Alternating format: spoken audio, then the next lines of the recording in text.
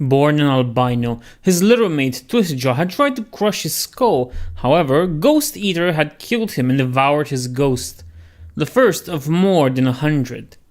Other siblings had been killed and eaten by his father, and by the time he rose to command his tribe, none remained. Later, the tribe's shaman had grown jealous of him and had in turn been killed, his ghost joining the others within Ghosteater. He became the leader of his tribe and led them to wipe out, absorb, and or eat other weaker southern tribes of Beastmen, before abasing himself before what he called the Blessed Ones, the mostly human champions of chaos that dwelt in and around the ancient ruins of Kado.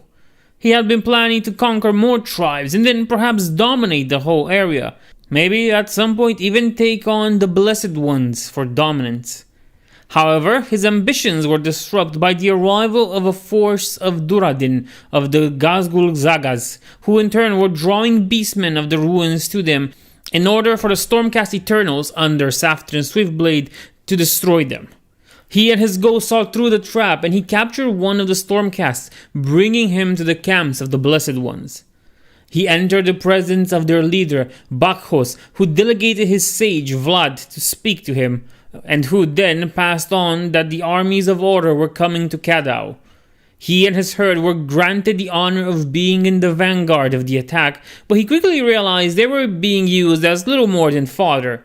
But he and his ghost also saw the trap being laid for the forces of chaos and withdrew, saving an armored champion as he did so. In the aftermath, he asked Bakos to teach him his way of war, to assist him in uniting the tribes under his leadership. Somewhat intrigued, he agreed, giving him Chao, the warrior he had saved as a teacher. Chao's history isn't really that complex or that big, but he was a lieutenant for Bakos. Chao wears a pastille-covered plate armor with strangely slick surface, which tenses like flesh if gripped. His face is youthful and unaligned, and his voice soft. He had lived a long life before he pledged himself to the Dark Prince, Slaanesh, and although his memories are fleeting in the age of Sigmar, he does recall having both children and grandchildren, as well as his eyesight failing and his hand weak and aching. Some of his scions he sacrificed to his new god as he plunged into a new life of excess. He was drawn by a troop of demonettes into the glades of Silk, the realm of Slaanesh, and was propelled to the god's empty perfumed throne, where he prayed for 6 days and 6 nights. He had thought that he would be the one to find the absent god, but now he had the revelation that the prince did not want to be found. But enough about lieutenants, let's go back to Ghosteater. Bakos then offered him command over the remaining beast herds, but Ghosteater, now Beast Lord, did not immediately accept, thinking it over and discussing it with his ghost, especially Hurst, who asked him why he served his god and obeyed the Blessed Ones at all. Later, Bakos would proclaim him as leader of the Beastman tribes, of course granting him the title of Beastmaster and investing Ghosteater with his authority.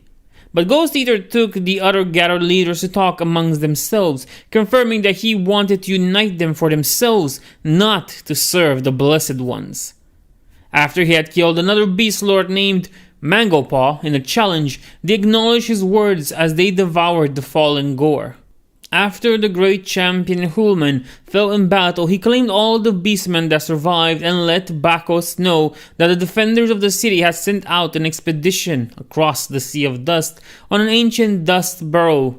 As the Beast Lord had expected, he set off in pursuit, but also named Ghosteater as commander of the armies in his absence. Once Bakos was gone, then Ghosteater did something quite surprising.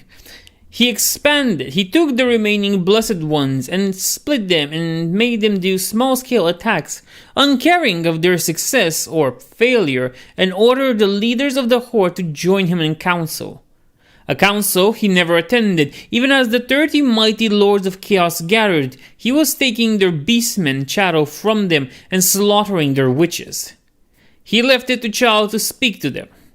Ghosteater had been listening more and more to the ghost of Palento Hurst, gathering books and scrolls, and tasting cooked meat. As he had anticipated, the Stormcast did not wait for further attacks, but launched a nighttime attack on the vast encampment. He ordered his Gord not to interfere, to withdraw from the conflict and the ruins. In time, he knew his beasts would grow stronger, wiser, able to challenge any that they might have to fight. Bakos suffered an interesting fate. He rode with only 24 of his Chaos Lords, and alongside them were demonettes on steeds of Slaanesh.